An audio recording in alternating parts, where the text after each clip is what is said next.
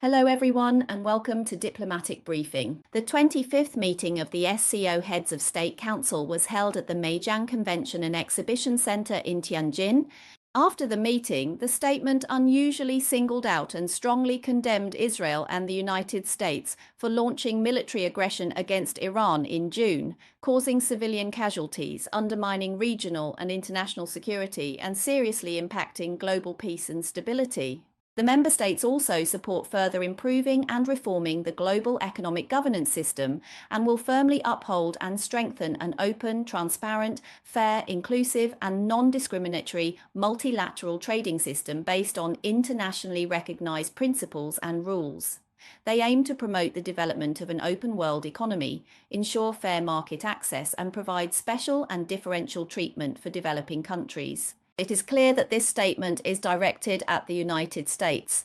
In the past, the Shanghai Cooperation Organization has rarely, if ever, directly criticized the United States by name. Every time US criticism arose, India opposed it. However, due to the impact of Trump's high tariff policies, US-India relations have changed, making this SCO summit even more closely watched. President Xi Jinping presided the meeting, delivered a speech. He said Shanghai Cooperation Organization first established mechanism building military trust in border areas, turning thousands of miles of borders into bonds of friendship, trust, cooperation.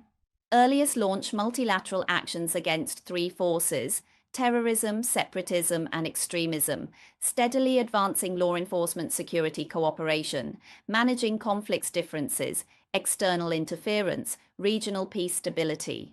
President Xi noted the Shanghai Cooperation Organization pioneered Belt and Road cooperation. Numerous landmark projects and livelihood initiatives have taken root, industrial investment cooperation actively promoted, and the momentum for regional development and prosperity even stronger.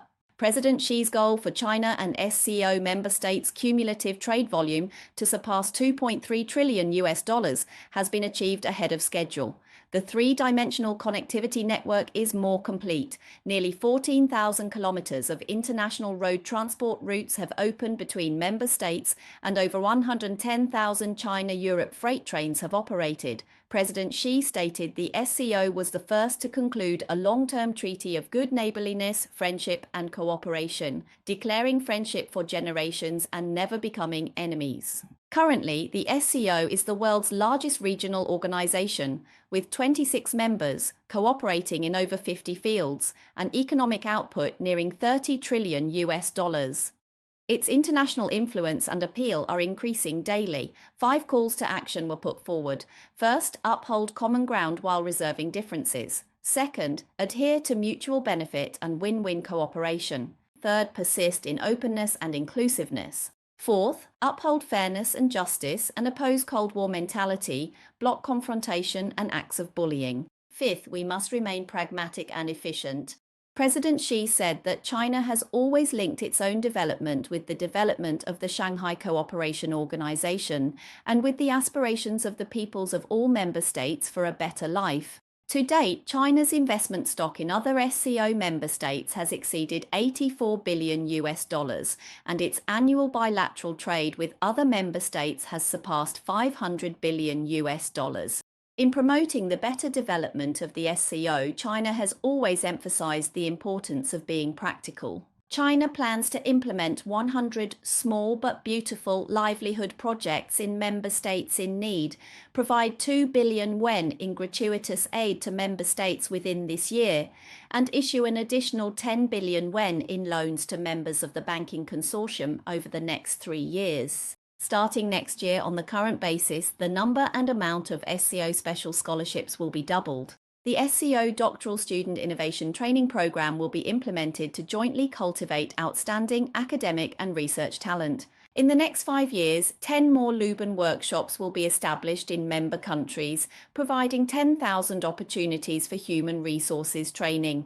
The birthplace of the Luban workshop, which President Xi mentioned in his speech, is in Tianjin. Tianjin has already established 24 Luban workshops in 23 countries around the world, 11 of which are located in 9 SCO member countries. Luban workshops have taken root and developed in many countries across Asia, Europe, and Africa, cultivating tens of thousands of highly skilled technical talents for dozens of countries. Behind these numbers are countless real and moving stories of personal growth. For example, Mutazai, an international student from Pakistan, is one of them. Through his own experience, he has proven that academia knows no borders and craftsmanship can connect the world.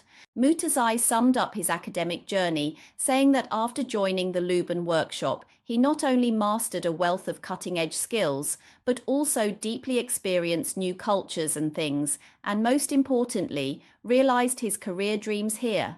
As a student majoring in electrical automation technology at the School of Intelligent Engineering, he systematically studied several core courses, including innovative power-on courses, installation and commissioning of automated production lines, and industrial robot application technology. Unlike traditional colleges, Mutazai believes that the Luban workshop places special emphasis on hands-on practice. He said, "We are free to use all the modern equipment here, and we can operate them directly ourselves."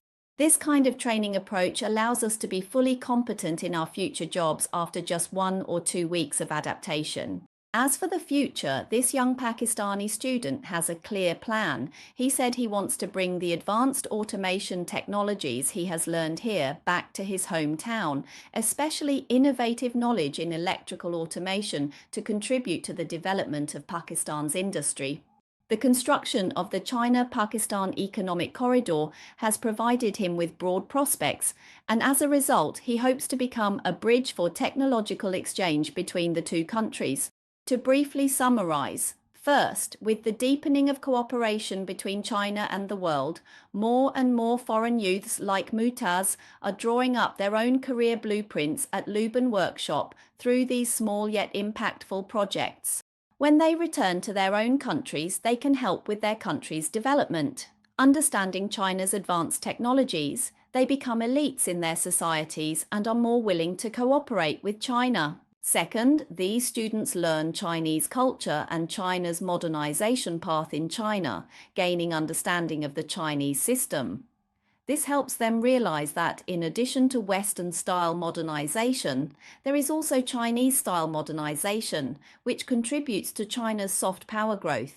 In a report published on September 1st, the BBC once again turned its attention to China's increasingly powerful shipbuilding capabilities, describing a sense of pride that is widespread across China. The article points out that over the past 20 years, China has made massive investments in the shipbuilding industry and has reaped tremendous rewards. This year, over 60% of new ship orders worldwide came from Chinese shipyards, which outnumber those of any other country because they work faster than anyone else. China's rise would not have been possible without the sea. As the world's second-largest economy, China is home to 7 of the world's 10 busiest ports. Maritime trade sustains the nation's prosperity. Charles, a maritime expert at the International Institute for Strategic Studies in London, said the scale is absolutely astonishing, and in many ways it's truly eye-opening. China's shipbuilding capacity is about 200 times that of the United States. Although the US Navy still holds an advantage, the gap with China is narrowing. Due to a severe decline in shipbuilding capacity over the past decades, the United States is struggling to find a response. Although President Trump stated his intention to reverse the decline, signing executive orders to revitalize the US shipbuilding industry and reclaim maritime dominance, but Charles poured cold water on the idea, saying that this is an extremely daunting task. The New York Times also previously pointed out that Trump's dream of countering China's shipbuilding industry faces formidable challenges. US shipyards have high production costs and low efficiency. Although there is hope to introduce automated shipbuilding technology from Japan and South Korea, long-standing issues such as a shortage of skilled workers and talent drain are difficult to reverse.